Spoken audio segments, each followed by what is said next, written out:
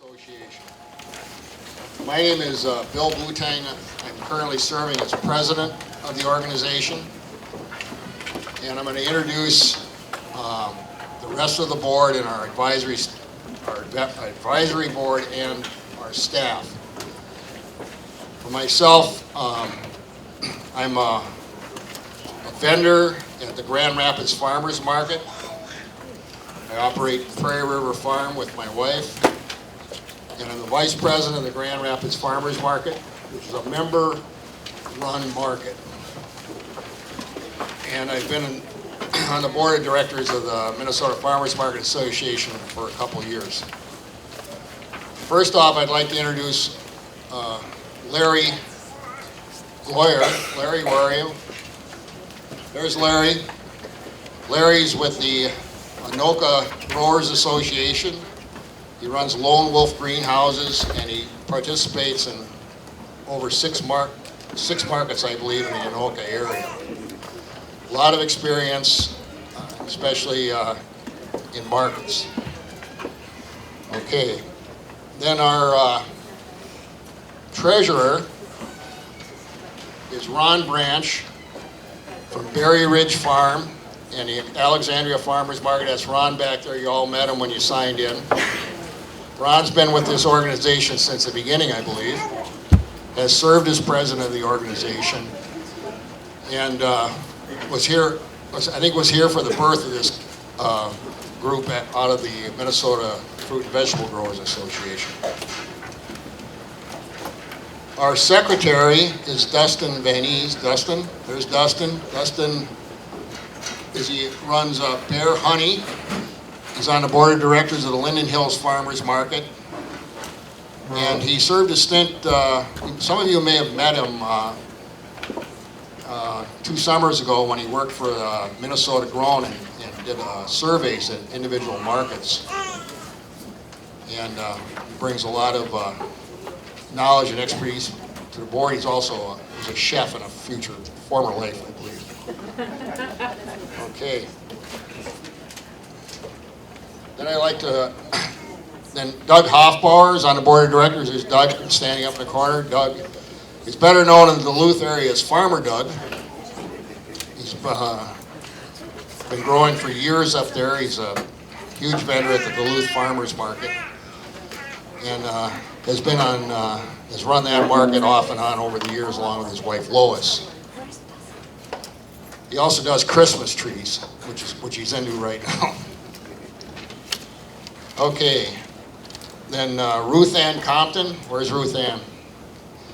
Ruth Ann came on the board with me a couple years ago. She is the driving force for the Park Rapids Farmers Market. And if you want to talk to someone who has a strict set of standards for vendors and products at a market, you want to talk to Ruth Ann. All right.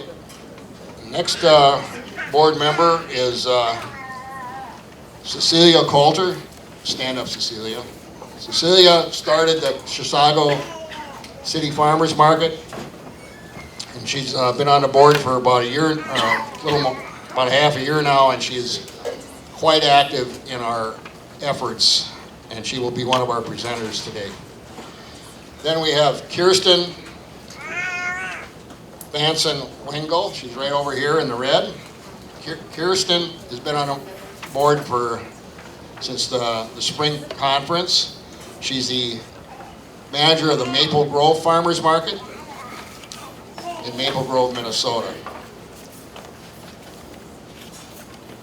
All right, then we have an advisory board.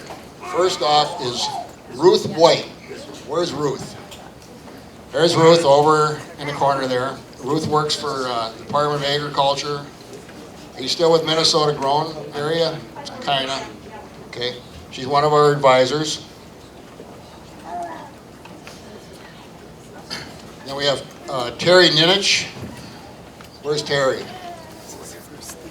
There's Terry. Terry is actually has a operation up in the Bagley area and is a vendor at the Bemidji Farmers Market. And he works for the University of Minnesota Extension, and he's been a big force in the Minnesota Farmers Market Association over the years. Another one of our advisory board is Ward Nefsted. There's Ward. He's running all the audio and PowerPoints and whatnot today. He's from the University of Minnesota. And we have another advisor, Carl Ford, who I do not believe is here today, also with the University of Minnesota Extension. Now, I want to introduce, and there she is, right there. This is Kathy Zeman, who I like to describe as a force of nature. She is our operations manager, and she's the person you talk to on the phone. She's an organic producer of just about any animal species you can think of. And you're also doing vegetables or not? I can't remember. Vegetables. She's certified organic. She's down in Nestrand, right? Nestrand. And is in the Riverwalk Farmers Market in Northfield. Now, has Jesse returned? There's Jesse. Jesse Davis is also a staff member. He's our promotions. I got his title all mixed up in my head now. What is it again?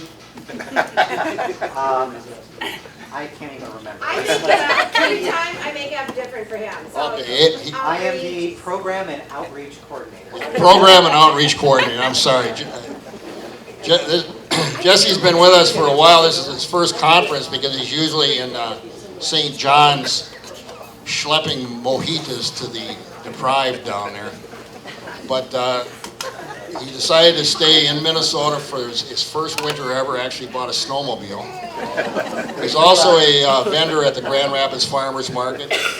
He grows organic garlic. Fantastic product. Okay, all of us are available throughout the day if you want to ask questions or chat or have questions.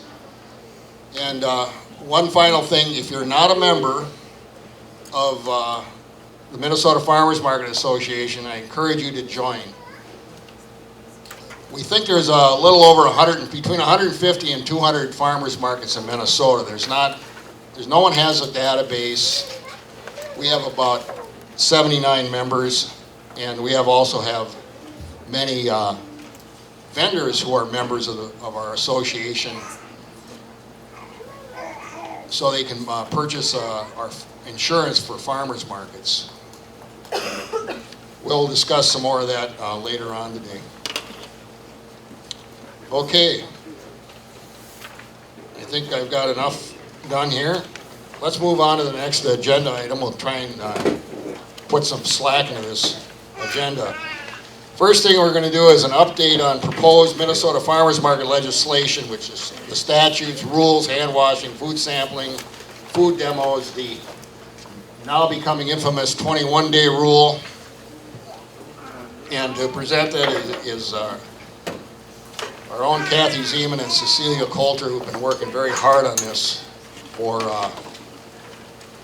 over a year now. In any case, I started a market in Chisago City last year, and what a group of volunteers and I wanted to do was start it big and do everything. So that meant lots of vendors, lots of activities, music, and cooking demonstrations, right? You'd think a pretty simple thing to do. So somebody alerted me to the fact that I probably had to contact the health department to figure out what the rules were for cooking demos, and I did. And being risk averse that I am, I decided to follow the rules. Well, it turned out that for a cooking demo, I had to get either a special event license, which would only give me 3 days of demonstrations at the market, or I would have to get a special seasonal temporary food stand license, which would cost hundreds of dollars and require all sorts of equipment, things like that. So we opted for the special event license. But then we wanted to sell pizza at the market, and so that's ready-to-eat food. Well, that fell under another category, and on and on. And we were fine with that, not a problem, follow the rules. But then I visited other farmers markets, not only in Minnesota, but other parts of the country as well. And I started seeing a few discrepancies. Well, why are they allowed to do that and we're not, and all that? Which is, I guess, in retrospect, the inspector I was dealing with actually did a great job because he was well trained and he followed the rules exactly, and that's perfect. That's exactly what you need in an agency like the health department. Great. However, like, why was there a discrepancy between what we were told to do and other cities like Minneapolis, St. Paul, and even as far as I think Winona? So, digging a little deeper, it turned out that some counties have delegated authority. What does that mean? And then somebody from the health department is that, yes, April is here, so correct me if I'm wrong.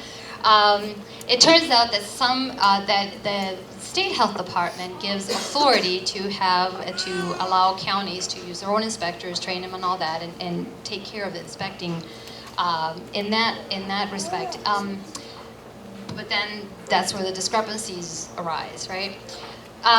So in any case, I thought, well, that's not, I want to have a cooking demos, and I want to have them for 25 days or Fridays. I want this, And how is it that they're doing it? I can't do it. I know it's whatever, but I wasn't getting anywhere with trying to work with the inspector or anything like that. So I thought, well, let's talk to my representative. I contacted my representative, Representative Barrett, and he called a meeting with MDH and MDA. And it took about 9 months to get that meeting together, but we finally got together, and there was some other representative too, and we started kind of working through these issues. And I think the bottom line is here that the rules are there for a reason, right? Protect public health and all that. However, sometimes the rules sort of lag behind the times.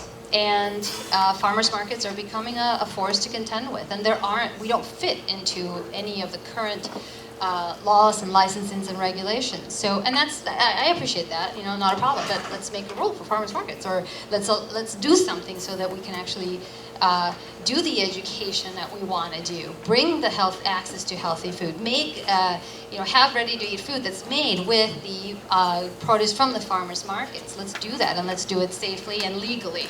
Right? Let me think. Okay, so one of the lessons that we learned was that it really is representatives are there for a good purpose. So if you ever have an issue with anything, just talk to your reps. They're very helpful. The second thing we learned was this issue with the delegated authority. So somebody would tell me, oh, talk to somebody up in Winona. Is somebody here from Winona by any chance?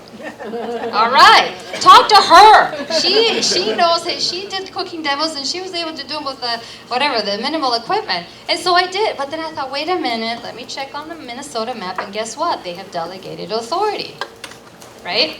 So, okay, so that's great, not a problem. Next thing, I learned the difference between a statute and a rule. So a statute is, correct me if I'm wrong, is a law that gets passed by the legislature. You do not break a statute, because if you break a statute, you're breaking the law, right?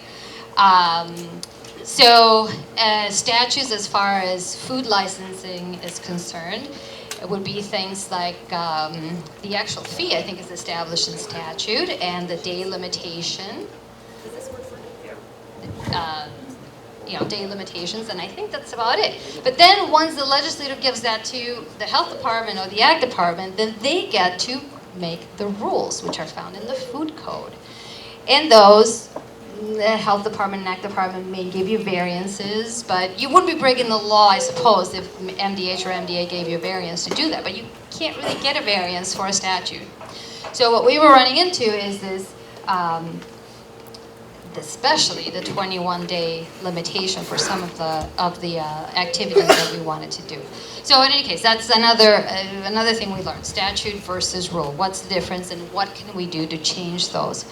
And then the third thing was the fact that not all inspectors are I don't know how to put this. I mean, it's just that maybe they're not trained, or maybe they were sleeping when that kind of topic was discussed or whatnot, but there's a difference, you know, between an inspector in Chisago, do I dare say that that's where it started? Okay, versus somewhere else. So, and that was eye-opening. It's understandable, it's expected, not a problem, but I guess what we want to do is make a fair playing field, and we want to do things right, and we want to protect the public health and all that, but I think there's the room to do that at a farmer's market.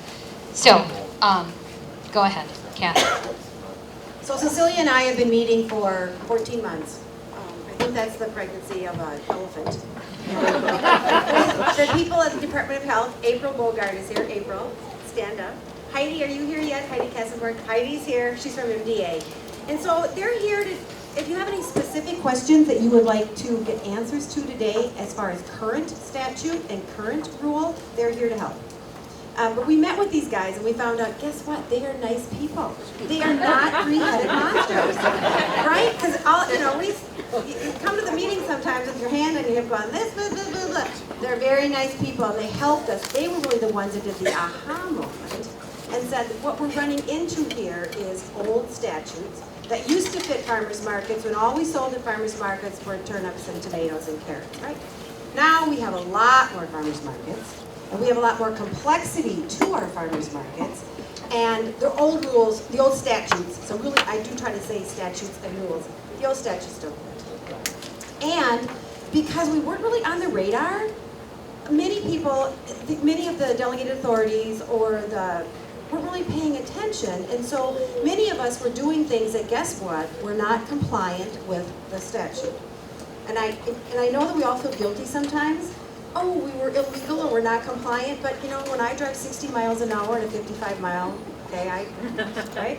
So we weren't always compliant, and so that's really not a good public policy to have statutes on the books that we aren't following and that we don't know about, right? That was another piece of the puzzle that we figured out. There hasn't really been any way to push this information to all of us, right? I started my farmer's market 4 years ago, and I felt like I was swimming in murky water. I used to be an extension. We are 4-H extension educator, right? 51 weeks of the year, we teach children the rules so that 1 week of county fair, they can go win their awards and do good work, right? That doesn't happen in our world. The statutes are on the books. The 21-day limitation happened in 1998.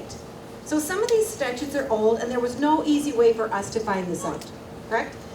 And when you start trying to put it together, that's really awkward because, as one of the MDH folks said, in Minnesota, as we touched the food code, we put a little Band-Aid here, and then we tweaked it here, and we tweaked it there. So we didn't do it systemically. We kind of put it together in a house of cards, and now at that tipping point because we're coming up saying, here's what we need to get done. And nothing fits, so we're going to rewrite those. That's what we're doing this year.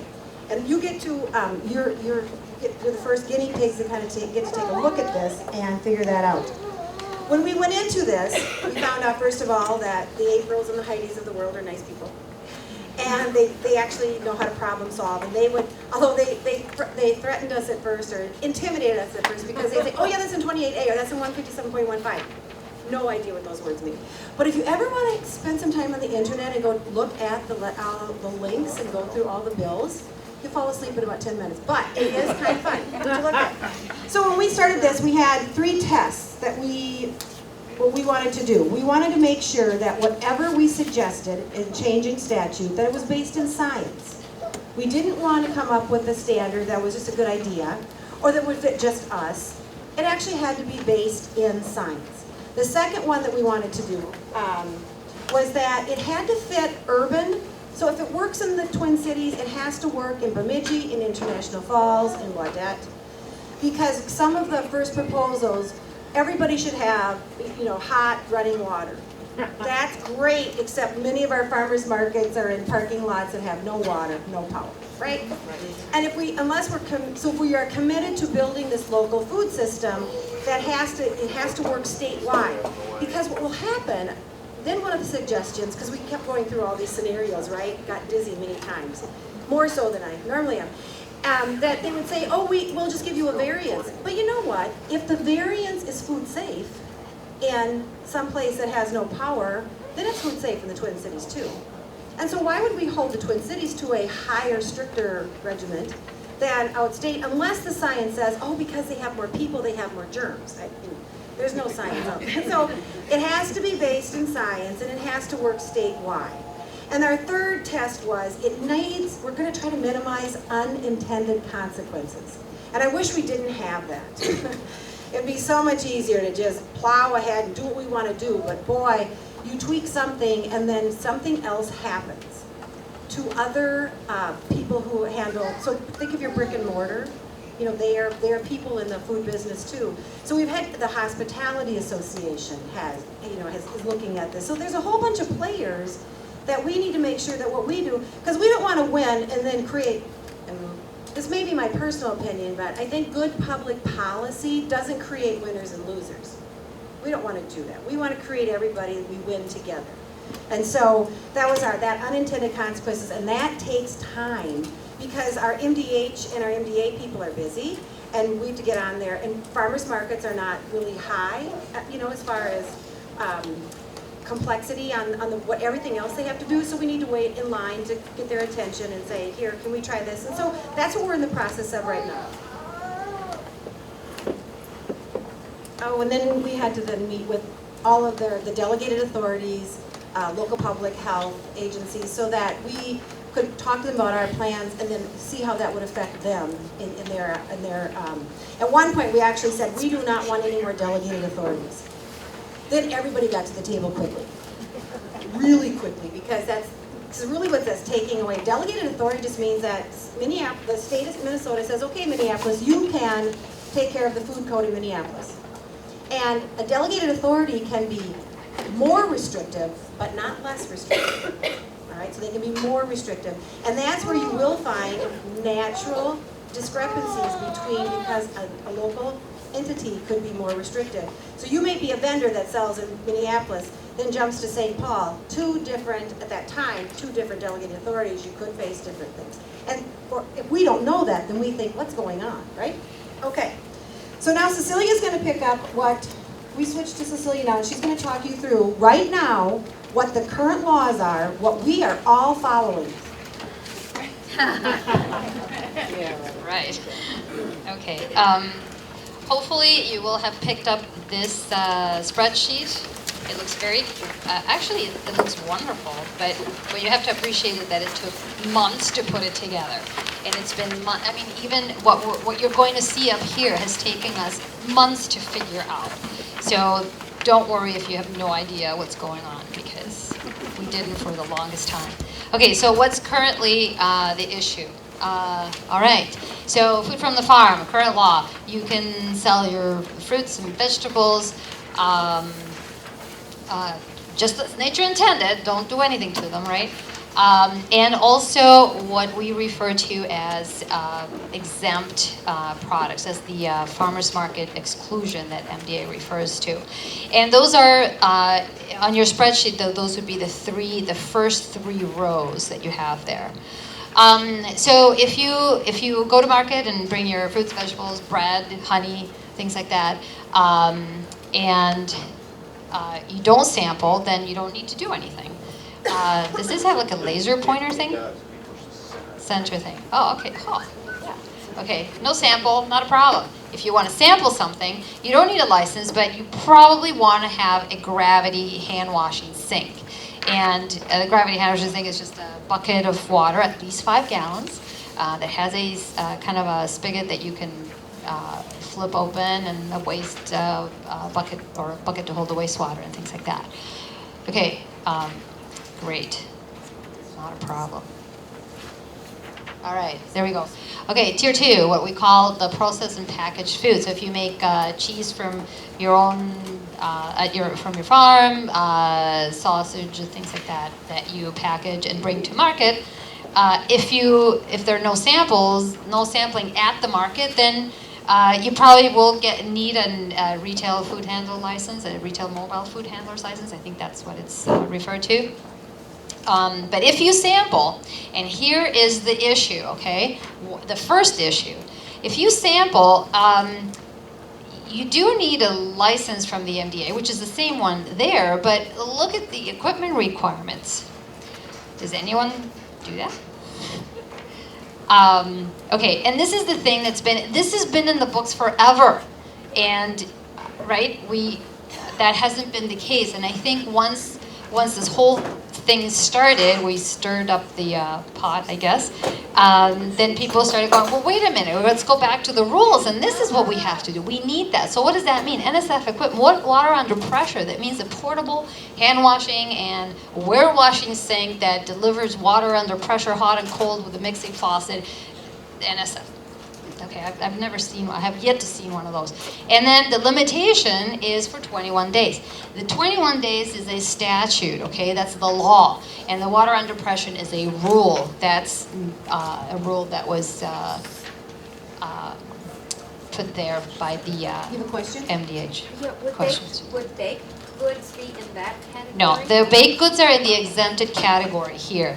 The exempt products are baked, or those are the, there's a, let's see, 28A.15 subdivision 9. In other words, you're in the second row of that table. All right, yeah, second row. The second row. Thank you. Third row in that table is another set of exempt items, which fall under what is referred to as the pickle bill. So products that are high acid foods, canned at home, pH of 4.6 or less. You can't make it more than $5,000, et cetera, okay? And that's 28A.15 subdivision 10. We're well versed in those numbers. And that 21-day limitation, that it's 21 days in a single location. Yes, 21 So days you in a can- single so location. there's a few issues with that, right? The 21 days in the single location. Number one, if the MDA and the MDH enforce that, and it's a single location, so you can move your location. So it's kind of a rule you can game, and that's not really recommended. We really shouldn't have a public policy that we can game and get around. So we would go back to, every time we would run into something like this, we'd say, so why the 21 days? Is that based in science, food science? Was there something food safety about 21 days that we were supposed to pay attention to? Or was it the nod to the brick and mortar, right? They're restaurants, they're there all the time, they pay taxes, so do we. So we had to figure out the why behind all of these. And in this case, we're pretty sure it's not food safety.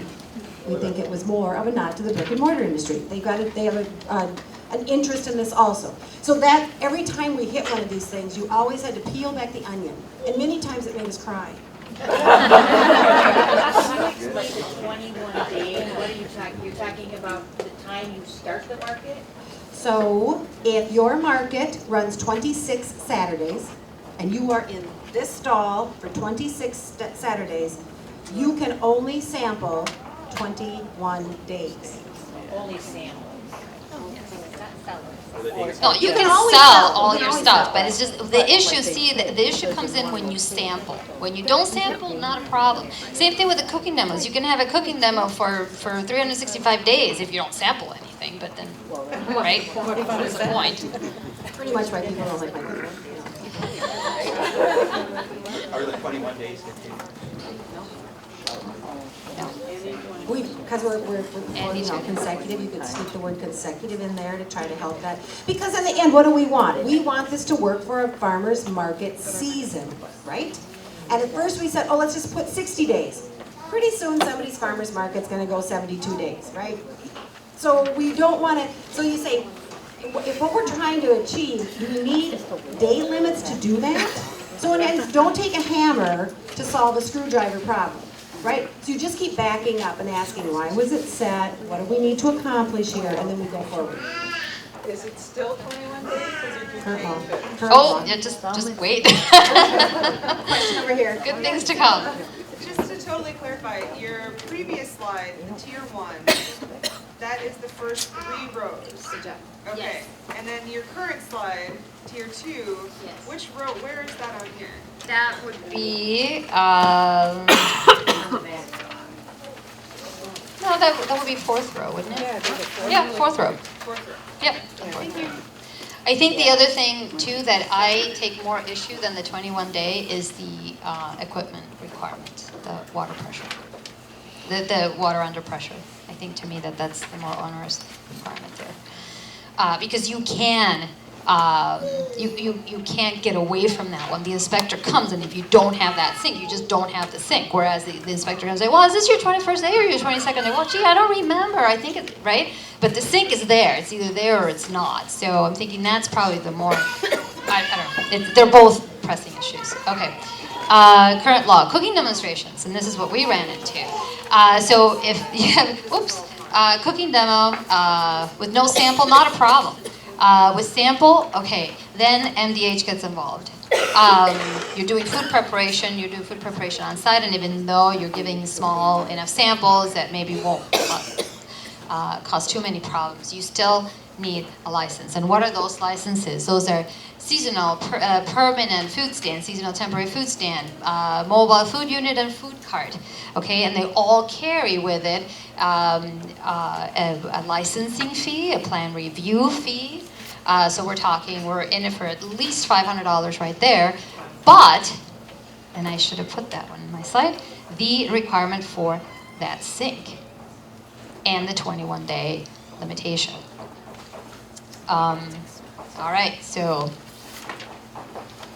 tier 4, ready to eat food. And these are things like hot dogs, pizza, the concessions, the food carts and things like that. Obviously, if you sample or you sell, it doesn't matter. You're still going to need all the special licenses, whatever license that fits your particular operation. But here again, I think at our market, we did a fundraiser. We built our own brick pizza oven. And we wanted to sell pizzas, and it was all part of a youth project and all that. And we wanted to use ingredients from the farmer's market. We wanted to have the healthy vegetable pizzas. And we had to get sort of a variance to use the vegetables from the farmer's market as well.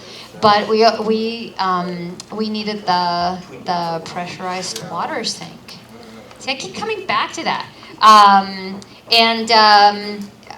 I think what we're trying to maybe work for is looking at that pressurized water sink and see if that is something that is required by science or health concerns and all that. So I think now it's your turn. What we are proposing is to make it as simple and as safe as possible. Because we remember, the person that we make sick is going to be the people that we know, right? It's going to be our little 3-year-old kid. It's going to be our grandma. So we want to make sure that this is as safe as possible and yet make it doable. So the first thing that we had to do is define a farmer's market. Oh yeah, so it's really kind of cool. It's kind of like a Monopoly game or a Trivial Pursuit as you get into this stuff. If there is a word already defined, you can't use it in any other way except the way it's already defined in statute, okay? So farmer's market happens to be a term that MDA has used. It's in places, but it's never really been defined. And so this is one of the proposed changes that we will suggest. We need to define the word farmer's market. And interestingly, Minneapolis has already, a year ago, they ran into the same issues, and they're a delegated authority. So they have an ordinance now, and they have 2 pages worth of defined terms, one of which is a farmer's market. But they have many, many other ones. So we had to check in with Minneapolis and make sure that we would be on somewhat the same page as they are. And then just a few months ago, St. Paul defined farmer's market. And remember, any of the local ordinances could do the same thing. So, an association of 3 or more persons, you can't say producer because producer's not defined yet in the code, in the statute, so persons, of which at least 60% is what the USDA pulls up. And this is actually the wrong slide, that says local produce vendors. It's local agricultural vendors, not produce, agricultural vendors, not produce. I sell eggs and meat. I would have a problem with that word, so that's just a typo. Who assemble at a defined public location for the purpose of selling food products of the farm or garden directly to consumers.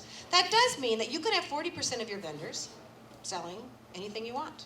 Crafts, baked goods, whatever, doesn't matter. That's one definition. We also now have to define the word local. And, it's a buzzsaw.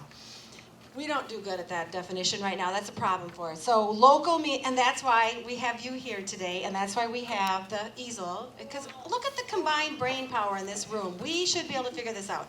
So local, does it mean how many miles from your market? So at first we said, oh, it's easy. In my little market, it's 50 miles. Okay, but Minneapolis, St. Paul, don't your vendors come from a lot farther away? If they came from Minneapolis, St. Paul, the only gardens you're going to have are the ones in your backyard, right? So mileage, is mileage the right way to define local? If I remember what Dan and Katie said, Alex, in that meeting, I think that they defined local as long as you grow it from your farm. Because Martha, right, you're the one that the farmer is Guatemalan. His family farm is in Guatemala. He lives in Minneapolis. So he can bring coffee from his farm, his family farm, and sell it at Mill City. Okay, so now 100 miles or 5,000 miles won't work that well. So mileage might not be, but we have to define local. I, of course, came up with the brilliant solution and said, let's just let the market, we'll say local will be defined by the market. And I guess you can't have a definition that defines itself. That's great circular thinking. I was really good on that one, but I can't do it. So we do need, so if what we're saying is that, so why do we care? Well, Fresh Time Farmers Market is a grocery store chain, and they're going to come into Minnesota. So now we've got grocery stores knowing that farmers market is a really good term, and they want to grab a hold of it, right, and own that. We already have many grocery stores that'll stick a big tent up in the middle of the summer and bring in all of the really cheap produce and call it farmers market, right? So if farmers market, if farmers markets, the way they used to be and the way that they are now, is a way to have all of us do good work, be resilient, we work, we create our own income, right? Then we will have to probably define this and put some ownership into it. And then, at least then, if you're a farmer's market, we will be able to guarantee that at least 60% is local ag products. And the other 40% is something else. So my market happens to be Riverwalk Market Fair. Nancy Stroessner is our manager, she's here. And so we break that apart. We have an artist market and a farmer's market. We all show up together, but at least then our farmer's market has its own set of rules, its own application. We can then hit that definition. And so think that through. You just have to think through. We will need to come up with the definition, and we're willing to listen to your ideas. Because the board is not solid on this right now either. We've got discussion on this. The USDA is 275 miles. Plus the state From the state board. From the state border. From the state border. That's what theirs is. So I quickly did like Rock Spring came up from Decorah, Iowa. Decorah, Iowa, selling in the Minneapolis Farmers Market would be 153 miles. But, you know, it would be the Martha's Market, could the other 40%, you know, the 60%. So that's it. So all you market managers quickly go through your head thinking, okay, how would this fit your market? And where would this definition fall apart? Because this is a definition for the Minnesota farmers markets, of which you are all members, or you should be, $70 annually. Next slide. Board, can you advance my slides for me since I used to be an extension, I must have failed this course. Okay, Cecilia. Okay, so proposed changes for 2014, nothing. For Tier 1, food from the farm, if it's fruit and vegetables from your farm and other exempt, there's no changes, it's all fine. Although we're all supposed to have that gravity sink, which is nothing more than a cooler with a spout that'll run water. You can't push the button. It has to be able to turn it and run water. Something to catch it, so that's easy. And then the soap, you should all have my goat milk soap.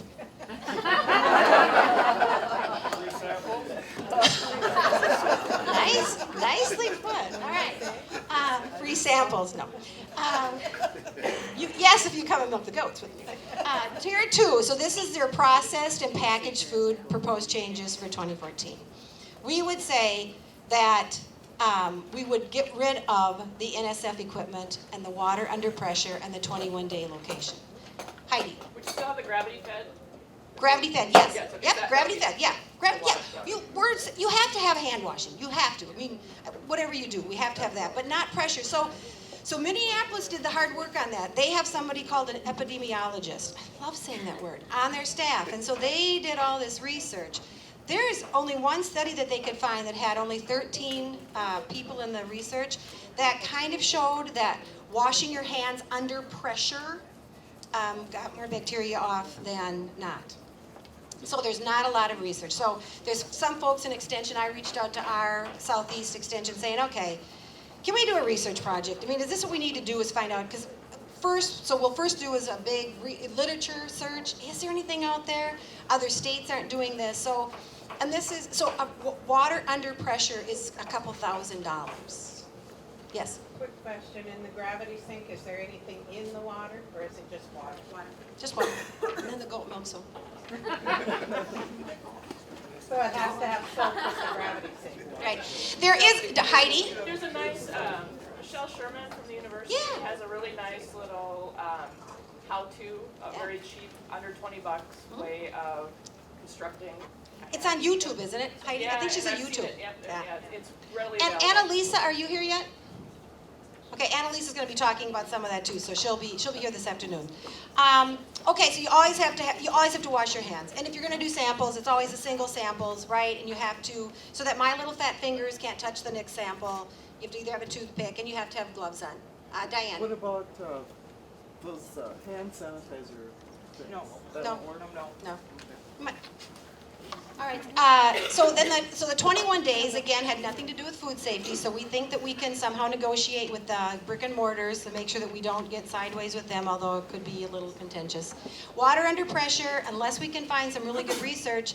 There is research that says washing with warm water works better, but it's not because of the warmth that gets the bacteria. It's that we humans will spend more time washing our hands. Because, when at 4-H, we taught the kids to sing the ABCs. Well, my little nephew is ABCD.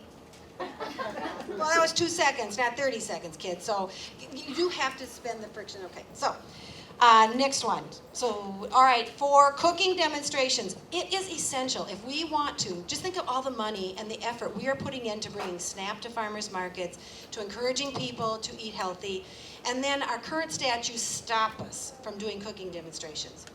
And people are not going to try kale unless they're not going to buy that dorky looking kale unless they can try it, right? So we need to be able to do this. And so that's what we're proposing, that we would be able to, if you're doing a sample, sample it. Anybody who wants to sample, we should be able to sample. You have to follow safe food handling, right? You do have to have washing hands, but we should be able to go to the farmer's market, grab the kale from the Ward stand and the Janet, we're going to get the carrots from your stand, mix it all up, and then let people sample it so that they know, oh, that's what that would taste like, and try different recipes. Okay, next. Tier 4. Tier 4, now you're into processed foods. You're really cooking now. So we would still say, yeah, you're going to get the same licenses, but again, we're going to take the water under pressure and the 21-day limitation out. So that really big picture, if you were at a Minnesota farmer's market, you have to still have the licenses that pertain to what menu that you're serving. So if you're a farmer and you're just going to have apples, you're going to sample that. There's no license. There's nothing except gravity, hand washing, and gloves and single service.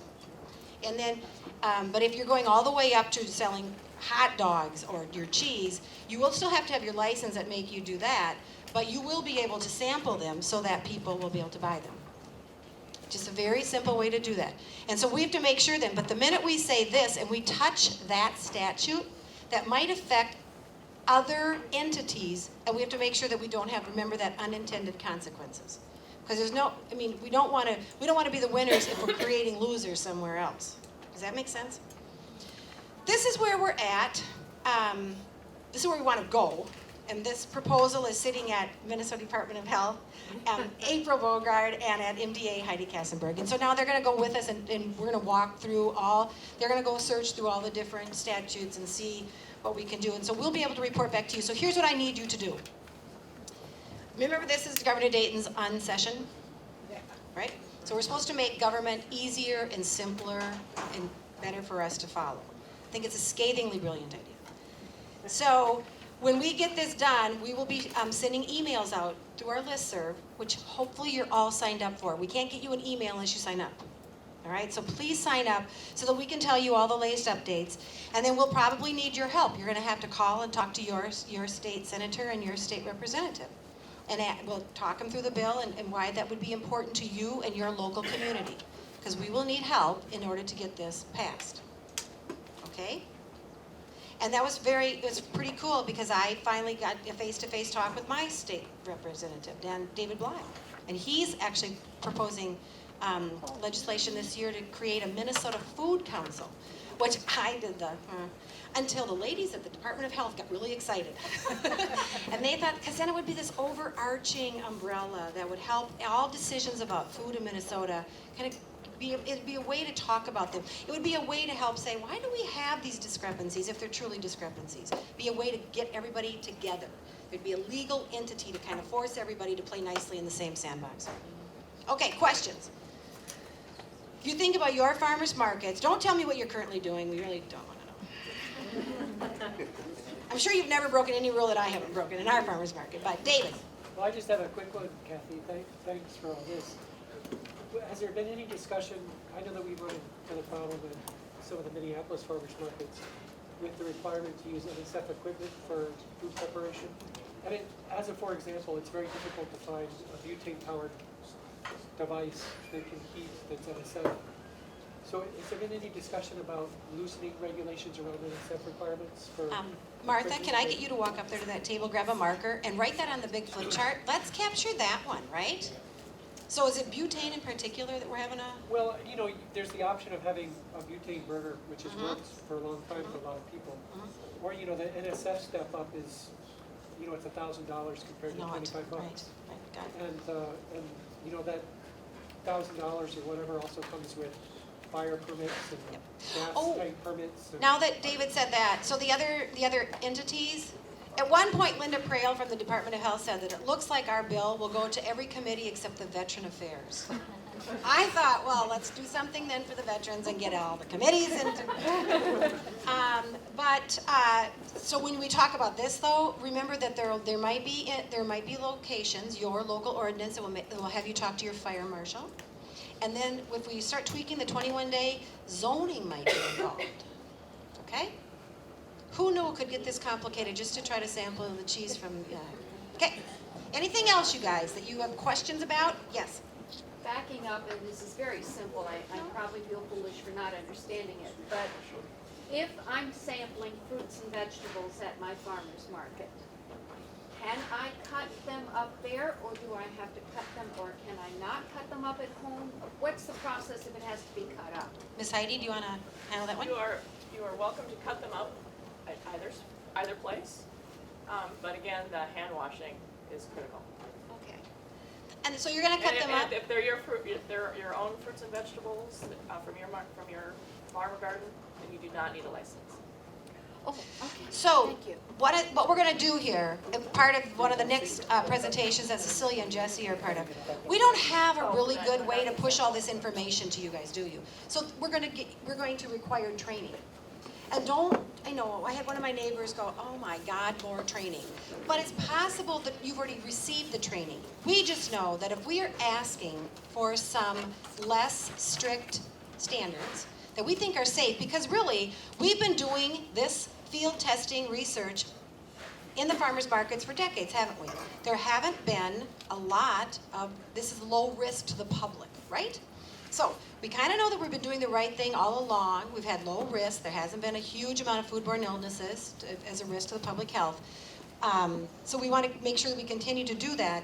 And then but we want to make sure that you are trained. So when we change this rule, you will be required to know this. And I think as market managers, you're going to want to. And I thought at first, I know, more training really, but Insurance. All of us carry, farmers markets, as markets, carry product liability insurance and general liability insurance. And a line in your policy will say, you have to follow the Minnesota Department of Ag and the Minnesota Department of Health rules and statutes. So if you ever have a claim against your policy and you are not in compliance, boom. So we want you to know what the rules are, right? So we will make that available. We're going to train you somehow. It won't necessarily have to be face-to-face, because really we're all going to drive around the state. We can do this online somehow. Maybe face-to-face if that's what you like best, but we'll figure that part out. Yes? Is this thing going, as far as the sinks and stuff, can we have one sink for the location, or does each vendor have to have their own wash preparation? What kind of a product are you talking about? Well, I'm talking about, you're talking about the under pressure sink and a vendor doing samples. Can we just have one sink in the location for all the vendors to use? Or do we need one per vendor? We've floated that idea. We have floated that idea, and we've gone around in circles on that, because if you only have one and it's within 2 feet of you, you might use it. But if it's 50 feet from you, so we actually did that math. So if we had one for every 100 square feet, pretty soon you got really silly rules again. So that's under discussion. Can you grab a marker there and write that on the board? I would go ahead. Are you comfortable writing that on the flip chart? Otherwise, I don't know if you're going to be able to read my writing. well, but write down the markers on the table behind you, and let's write it up there, one sink per market or per vendor, something like that, so we capture that. Anything else, guys? But just a clarification too, when you say giving samples, okay, so if you cut that fruit, that vegetable for a sample, that is okay, but you cannot bring that cut product to sell. Either way. Once you've cut it, Correct. you have altered it. Samples, You cannot free shred this. samples. Right, so whatever you cut has to be a sample. You can cut and package, but then you're gonna go into a different category. Inexpensive. Right, and Heidi's got, Catherine Simon, she actually spoke last year for us. She's got a nice saying. She's not gonna tell us what business we're gonna go into. That's up to us to decide. But once we go into that line of business, then she'll be able to help us figure out what those rules are that impact that business. So when you go into processed food, there will be other rules and regs, and that makes sense, right? So I know that you're gonna do the shrug about the training, but just remember that there's insurance out there that's gonna play a part in this. Kirsten.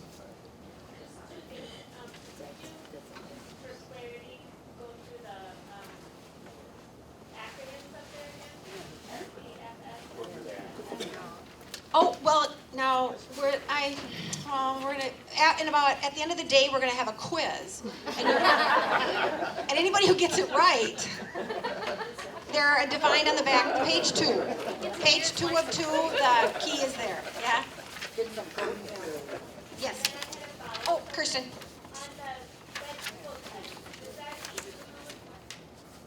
All of the produce that has formerly been classified as potentially hazardous?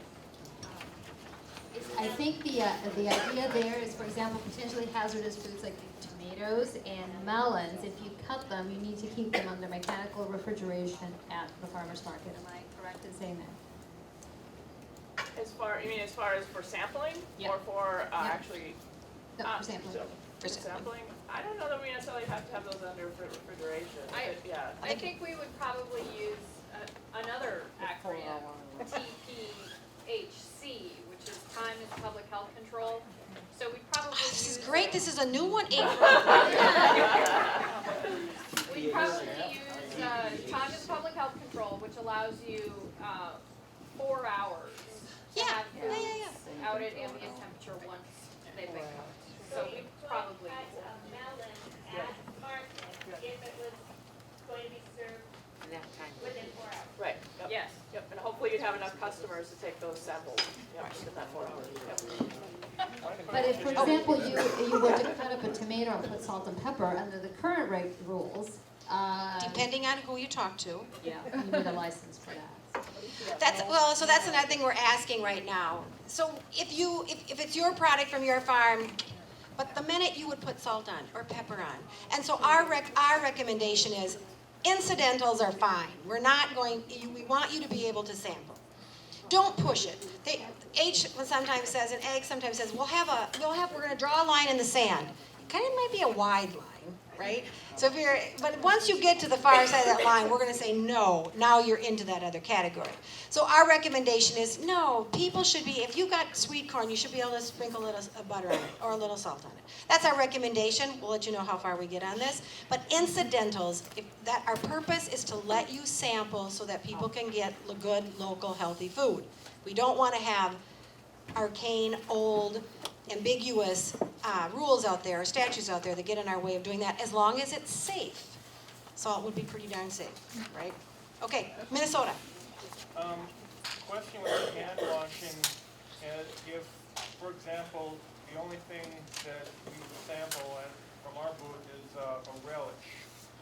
Well, if we're put on the latex gloves, plastic cups, plastic spoons to each individual person we're giving a sample to, when are we going to wash our hands? We're leaving the gloves on to do this. Do you ever handle money in between? Somebody else does. No, that's good, but you're gonna need it. You have to have that gravity. That's a very, April. Technically, you need to wash your hands before you put those gloves on. Right. Because you could contaminate the gloves. Oh, yeah, you could. Yeah, I could, easily, yeah. So there, we would. Yes. How about, and this wasn't me, but.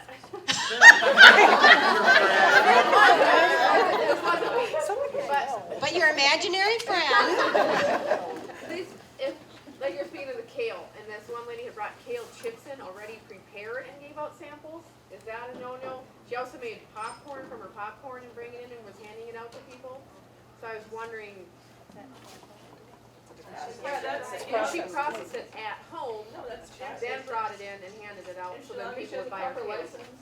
Well, that I don't think, but you would have to license. But Heidi, what license would she need if it was her popcorn that she popped? Right, this lady, it was Do you have to have she's a not in our market certified kitchen anymore, in order but, to do you know, that? when this was a few years ago, when she was in our market, and, you know, I remember that she was handing kale chips out, because I had never had them before.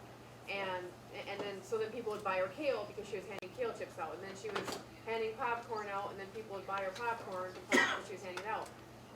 So, and I'm pretty positive that she did not have a license, but what would you need, you know, she processed it all at home, but then brought it in and gave it out.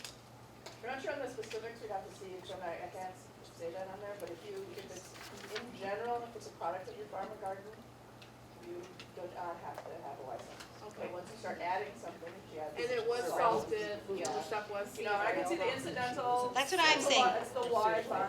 Right. Yeah, but. Because the first thing we're gonna do is push that, right? Pretty soon, we're gonna say that one tiny ingredient's from our farm and the rest of this are all incidentals. Would you selling the kale just as a raw product? Yeah, so Okay, she so was that's not- making kale chips with salt on them, and she was giving them out as samples.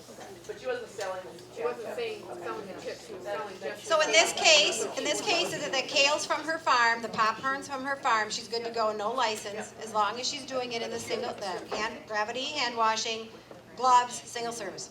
Done. But she could use the salt though, that was fine. Yeah, We're- the samples that she's making at home. That's true, yeah, she would probably have to have a process there.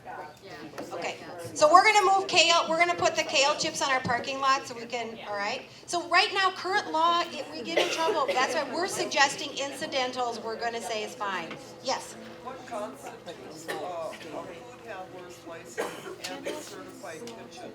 How far can you go before you break that? Before you need to get there. Before you need to be there? That is one of the reasons that this arrived was because current statute would require, when Extension came in to our farmers markets this past year, funded by SNAP Ed, and wanted to do food sampling, food cooking demonstrations and food sampling, this current statute says that they had to prepare that in a commercial kitchen. And I threw my hand up and said, wait a minute, you can't find commercial kitchens. They are just not around and about. And everybody said, oh no, all the church ones are. No. Oh, all the schools are. No. In my little area, we have one. 10 minutes. Can we give Jesse a hand?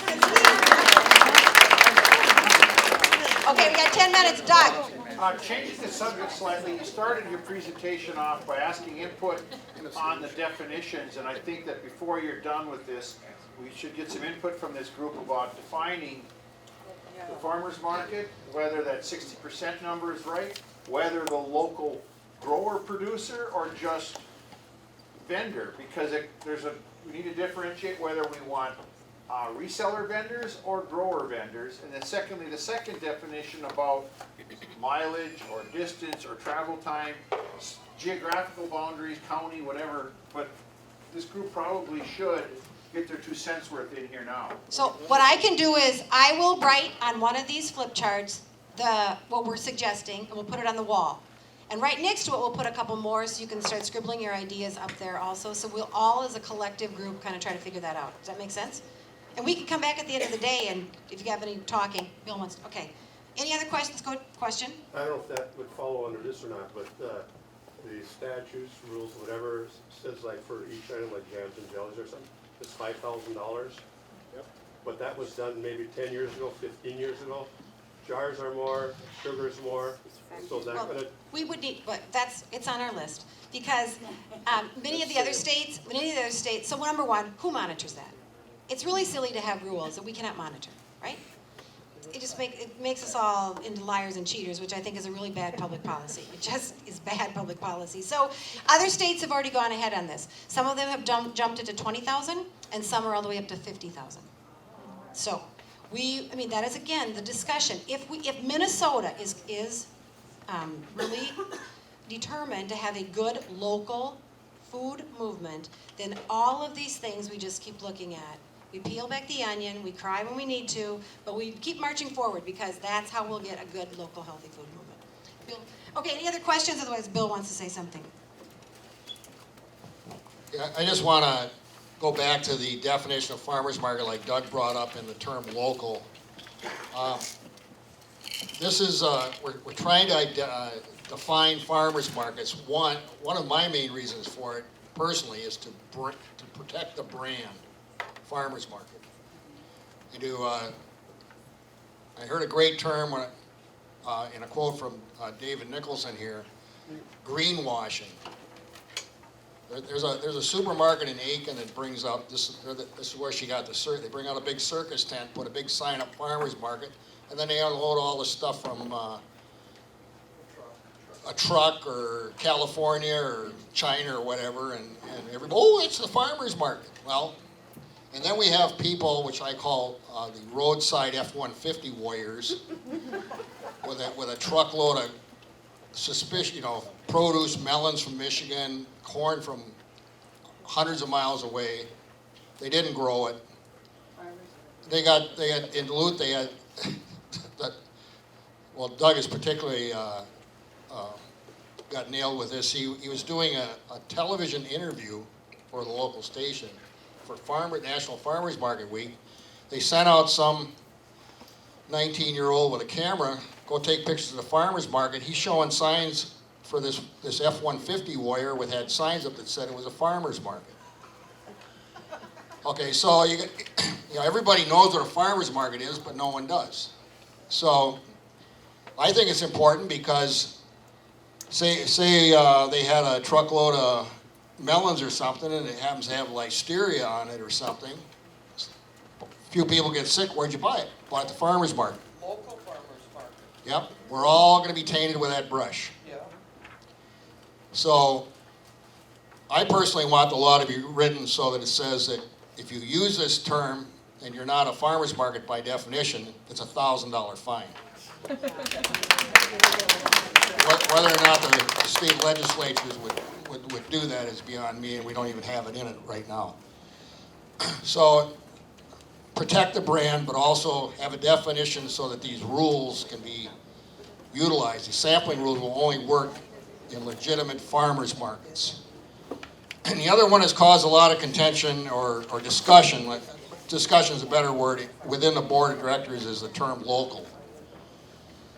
And I think the MDA suggested we use the USDA definition.